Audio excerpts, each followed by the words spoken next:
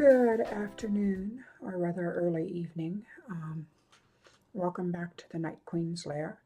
I am Yasmine Galenorn, and I am a New York Times, Publishers Weekly, and USA Today bestselling author of numerous urban fantasy and paranormal romances. I have over 60 books on the shelves, and countless short stories and novellas.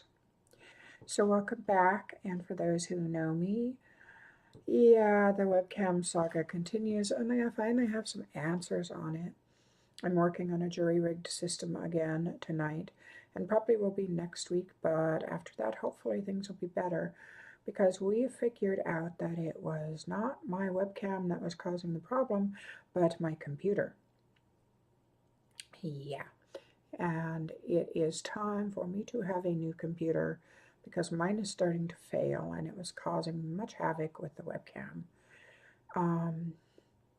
So yeah, last Friday evening I spent an hour and a half at our local computer shop that we frequent and talked to the manager about what I needed and took a deep breath and swiped my credit card, and now they are building my new computer, and I should have it hopefully sometime this week, but it will take about 3 weeks for Sam to transfer all my data and set up all my programs and install all my new software. Well, all my old software. So yeah, probably another week of jury rigging my webcam. What I'm doing now is I took my laptop, found out my laptop's webcam is not working, and therefore I plugged my other webcam into it, and it works, but it won't work with the program it's supposed to, so I had to find a different program, which is not exactly the best right now, but it will do for now. At least there's no really nasty loud hum in the background. So I am thinking about the ways I want to take this YouTube channel, and I want to get into talking about the writing process more. I mean, I've got 22 years of professional experience here, 20 of it trad, 2 of it indie, and learning more every day. And there's a lot of advice and suggestions I can make. Do not ask me if you can send me your work. I cannot legally, read it. It would be a mistake for me to read it. There could be legal ramifications, and I don't want to deal with those. Plus, I don't have time. But I can do general things like take questions from the comments that you write and answer those, and delve into a few very broad issues that almost every writer faces. Now, I will occasionally do videos also on the food allergy issues, because those plague my life, and the histamine intolerance is not easy to deal with, and there's not a lot out there on it. So those of us who have it can at least give suggestions of what we do in our lives to cope with it. And I also have had requests for some makeup videos, for allergy safe makeup and stuff. So I can do a couple videos on what I use and what brands I like. That's fine with me. I enjoy talking about all of that. For today, I was going to expand a little bit on the writing process. And what I wanted to do is talk to you about a little more about how things impact my work, and how events or things that I see spark off ideas or play into ideas. Some years ago, Sam and I went out to a place called Potlatch, which is on Highway 101, cat hair, which is on Highway 101 over here in Western Washington. Beautiful place to go. It's a lovely place. We were on the way home, and it was late. We had to stop by a convenience store because Sam's blood sugar started dropping. He's type 1 diabetic and he needed candy, and we didn't have any in that car at that point. Oh, I was sitting outside waiting for him, and I was watching these flatbeds, train flatbeds that were parked near the convenience store on the tracks. And on the flatbeds were these giant, massive pigs. And I don't know if you know what the teacup ride is, on the carnivals with the teacups that you sit in and you hold on to the center thing and it kind of spins them around. Well, these looked like that, only they were giant pigs that you sat in. Um, and they were in very primary colors, very brilliant yellow. I think the pants were yellow and the jacket was blue and the pig was pinkish red. So I was watching those and they just boggled my mind, and I couldn't help but, I kept thinking, what the hell are they for? Where are they going? Where have they been? Who has giant pigs on a ride? And so that night when I got home, they wouldn't leave my mind. So I sat down, I wrote a poem about them. And it's funny because I still look back on that poem and I think that was actually an interesting subject to spark off a writing exercise with. Another time, now in both A Harvest of Bones and from the Chintz and China series and Oak and Thorns from the Wild Hunt, blackberries play a great part. In A Harvest of Bones, they cover up the foundations of an old house. And in Oak and Thorns, we have one of the Ante-Fae, who happens to be the Blackthorn, the King of Thorns, King of Brambles. So, years ago, many years ago,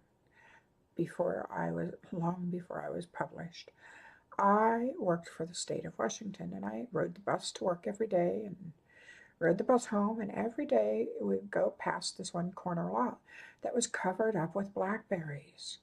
I mean, they were gigantic. They must have been 15, 20 feet high for the top canes, and they covered the entire lot. One day, I was going past there, and I looked, and they'd been cut down, and there was a house underneath the blackberries, and I was like, oh my God, I never knew that there was a house there. You would never have known unless you had managed to get through all of those thorns and brambles and stuff and to get into the under part where this house was there, and they'd grown over it. It just boggled my mind, and it stayed with me. That vision stayed with me. And years before that, I was with my ex then too. We had been very, very poor. I mean, how are we going to pay rent? Poor. We don't have money for food. Stand in the food bank line. Poor. Look for change on the ground. Poor. But the place we were living at was next door to another lot filled with blackberries. And every day I'd go over there and I'd pick a huge bowl of blackberries during the summer, during the season when they were out. And that helped us eat. I mean, we had lots of blackberries that summer, and it helped to keep us going along with the food from the food bank. So I fell in tune with the plant, with the bushes, and there was a majestic feel to that plant and a regality that struck me. I could feel the energy coming from it, and it was tenacious and it was persistent, and it just drove on and covered up everything unless you battled back against it. And it was an energy that I will not forget. It made me aware of just how strong the plant world can be. And that, of course, came into play in Oak and Thorns with the King of Thorns. Because back then, I called the energy, the essence of it, the Bramble Diva, or the Bramble Lord, and it stuck. It stuck in my mind. It stuck in my memory. And so when I was writing about Blackthorn, some of that energy came through. Um, so it's amazing what you see and what you experience and how it can play into your books and your stories years later. I mean, this has been years since that happened. For both of those incidents happened, and so yeah. Um, One of the key things to remember as a writer is observe and listen and remember. And if you want, jot down just a few sentences about what you feel or what you think and tuck it away in a file folder, because you never know when that's going to be coming into play. And sometimes your subconscious will brew over it for years and then all of a sudden present you with an idea and you go, I remember. I remember when I saw this and that sparked off this. So keep your eyes open, listen, observe. Um, those abilities can make the difference between flat writing and writing that feels real, that feels grounded in reality. And part of it's because it is. You know, my characters are not necessarily of this world, and yet they feel grounded in reality because they have qualities and fears and hopes just like we do. Um, and some of those qualities come from me observing people, observing strangers on the street, watching people playing, like last week I was saying, the what if game. What if he wasn't human? What if he was a werewolf? What if he just got fired because he was a werewolf and there's discrimination? You know, what if makes the world go round for writers? I guess that's about it for now. I'll talk to you next week. Leave comments and questions in the comment threads below. Let me know what you'd like to hear me talk about, and I'll see what I can do. Let me know if you'd like me to go into more of the administration part of writing. I'm not going to sit here and tell you, you want to write it double space, da da da da da. Those things you can find on the net. What I'm really into is talking about the psychology of writing and ways to make your writing real and make it sing to people and make it vibrant.